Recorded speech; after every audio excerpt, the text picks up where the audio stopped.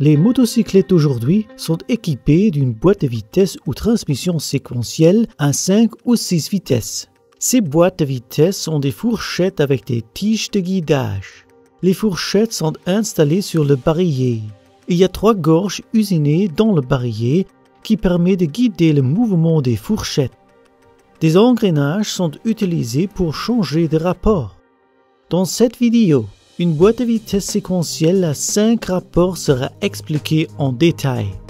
La plupart des motocyclettes utilisent un levier de changement de vitesse au pied gauche du motocycliste. Ce levier peut être déplacé vers le haut ou vers le bas pour passer les rapports séquentiellement. En utilisant le levier de changement de vitesse, le motocycliste déplace un assemblage. Ainsi, le barillet peut tourner, mais il peut uniquement tourner de 60 degrés.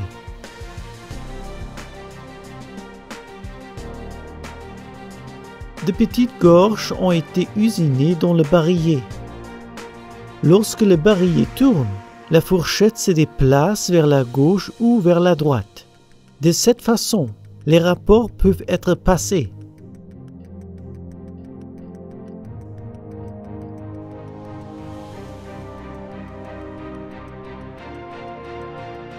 Voyons maintenant les engrenages.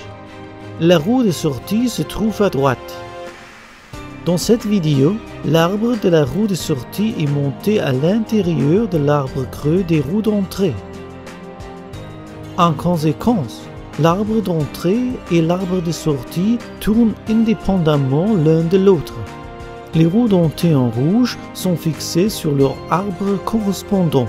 Toutes les autres roues dentées peuvent tourner librement sur leurs arbres. Donc, à part de la roue de sortie, chaque roue dentée fixe est en prise avec une roue dentée libre. Des embrayages à griffes sont utilisés pour bloquer les roues libres sur l'arbre. Pour passer en première vitesse, la deuxième roue dentée sur le côté gauche avec une partie de l'embrayage à griffes doit être connectée à l'autre partie de l'embrayage à griffes de la troisième roue dentée du côté gauche.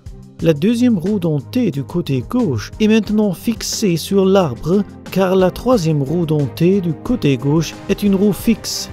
Afin de passer en deuxième vitesse, la roue dentée est déplacée vers le côté droit par la fourchette.